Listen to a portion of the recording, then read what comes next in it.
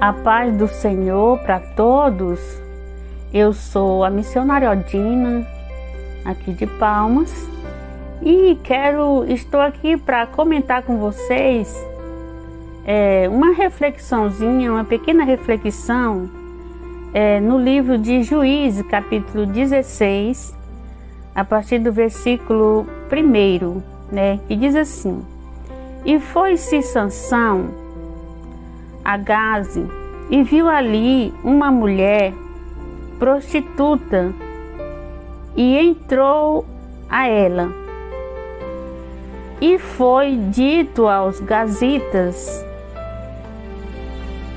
Sansão entrou aqui.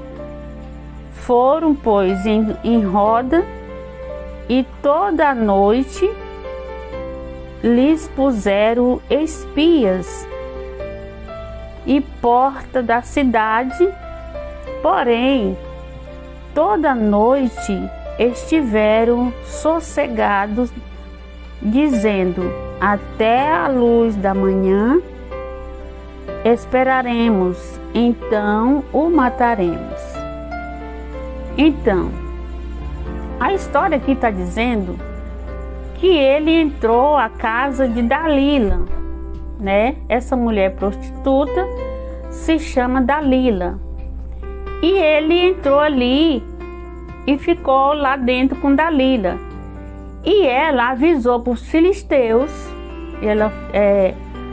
eles foram avisados que eles vinham para pegar o Sansão, e eles foram avisados que ele teria entrado ali. Então eles arrodearam aquela casa e ficaram ali a noite toda de vigia, esperando Sansão sair para eles matarem. Então eles tinham combinado com Dalila para ela descobrir com ele, ver se ele revelava para ela o segredo da força dele. Nós sabemos que Sansão, um homem de muita força, de muito poder, ele não entrava em uma guerra para não vencer. Ele superava, era uma força extraordinária, incomparável, porque era a força que Deus tinha dado para ele. Então Deus falou para ele não revelar o segredo da força dele. Então ele, com essa mulher, ela botou foi quente para ele revelar para ela o segredo, para eles poderem tirar a força dela. Ela foi contratada pelo um valor muito alto em moedas. E então ela fez o possível para que ele revelasse para ela o segredo. E nós sabemos que, como Deus tinha falado para ele não revelar, ele tinha que manter. Ele tinha que segurar e lembrar, ser obediente para não romper a ordem que o Senhor tinha falado para ele. Assim como Adão. Adão também foi um exemplo aí que ele desobedeceu. Que Deus falou para ele que não era para comer do fruto. E a mulher que comeu e ofereceu para ele, e ele comeu também, Então, é sinal de desobediência. Então, assim, o filho tem que receber o conselho dos pais. A pessoa, o jovem, tem que ouvir os conselhos dos mais velhos. Por quê?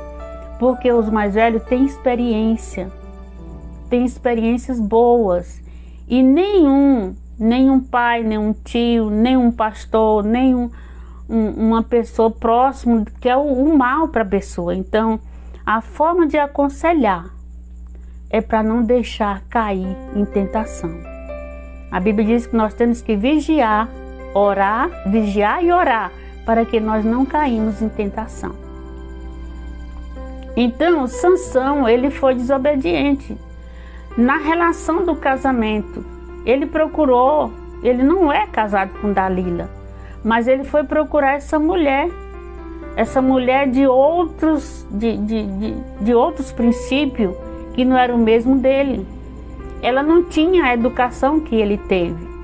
Então ele saiu da linhagem dele e foi procurar pessoas de outra linhagem, né? De outros lugares, de outras nações. Pessoas que não batiam, que como a Bíblia diz, né? Jugo desigual. E nós não podemos procurar pessoas de jugo desigual, né? E eu quero aqui dizer, com essa palavra, dizer para todos que tem que ter muito cuidado na hora de escolher o seu casamento. Por quê? Para não casar com pessoas com jugo desiguais. Porque para não ter problema, é preciso ter uma pessoa que corresponde com a mesma linguagem.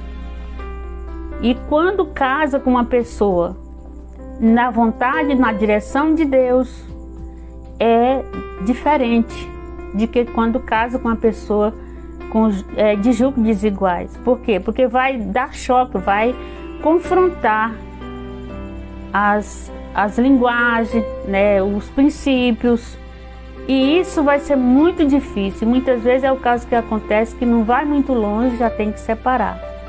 Mas eu quero dizer que as dificuldades do casal não é fácil, porque é dois pensamentos diferentes um do outro, é duas criações diferentes um do outro, mesmo sendo pessoas todos crentes, mas é criações diferentes. E nós temos que ter muito cuidado com isso, porque não é fácil. Mas aquele que está passando por situação difícil, às vezes dizendo que não tem jeito, mas a Bíblia afirma que ainda tem jeito, né? Sansão, ele achava, quando ele perdeu todas as forças, ele achava que ele não ia ter condição mais de ter a força que ele tinha. Quando ele viu que estava derrotado, mas ainda ele lembrou. Quando ele lembrou, é porque ele se arrependeu do que ele fez. Quando ele lembrou do que ele fez, ele se arrependeu. Porque ele viu que estava errado, ele viu que errou, né? E ele, no pensamento dele, ele pediu perdão para o Senhor. Naquele momento que os filisteus ajuntou tudo ali naquele lugar, naquele, vamos dizer assim, que seja um galpão, se ajuntaram ali, e ele já cego, porque furaram o olho dele, né? Além de ter tirado todas as forças dele, furou os olhos dele para ele ficar cego. E ali eles queriam fazer ele brincar ali no meio deles, cego. Pediu que alguém fosse buscar ele lá do cárcere, para ele vir para ficar no meio deles, para ele brincar com ele ali, né? Que ele cego, né? E o desejo de matar ele era tão grande que eles queriam brincar com ele. E ali, quando ele pediu o rapaz tirou ele dali daquele cárcere. E ele viu que tinha as colunas, né, daquele galpão. E ele pediu para o rapaz, me encosta até aqui nessa coluna. E ele encostou. E ali, quando ele abraçou com as duas colunas e orou ao Senhor, Senhor, me dê mais uma força. Pelo menos uma vez, essa última vez, Senhor. A última vez, essa vez, somente essa, Senhor, me dá essas forças de novo. E o Senhor Jesus ouviu ele, né? Ele achou que não ia ter mais condição, mas o Senhor ouviu e deu as forças para ele novamente. Ele abraçou com essas colunas e puxou, suspendeu as colunas e derrubou a casa toda por cima daquela multidão de gente. E ali ele matou muita gente, mais do que antes que ele tinha matado. Então, mas o que eu quero falar mesmo a respeito disso é a respeito do nosso relacionamento conjugal, né? Nós temos que ter muito cuidado, e eu quero dizer para vocês, tome cuidado para não deixar isso acontecer, de o seu casamento ser destruído. Nunca pense que não vai ter mais jeito. Sansão, ele achava que não ia ter mais jeito, porque além de acabou as forças, cego e na cadeia, preso. Mas ainda o Senhor ainda fez com que ele retornasse, ele recebesse novamente a força que o Senhor tinha dado para ele. E quero dizer para vocês, nunca acha que não vai ter jeito. Em todas as circunstâncias, todos os problemas, nós devemos estar de cabeça erguida e confiando no Senhor que vai ter jeito. Você está com seu casamento acabado, achando que está acabado? Não pense isso. Lute para reconstruir.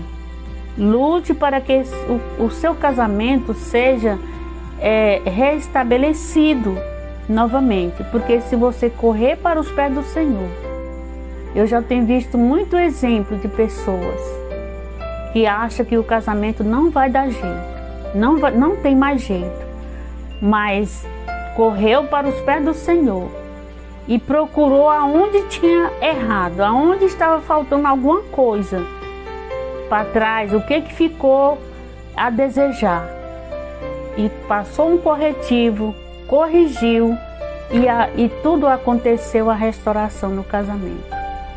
Então eu quero dizer para vocês, tome cuidado, cuide do seu casamento. Então, eu quero deixar aqui para vocês que, primeiro, tome cuidado na hora de escolher o seu cônjuge. E se você já escolheu, já casou, tome cuidado para que o seu casamento não vai ao fracasso. Tá difícil? Procura uma forma de maneirar.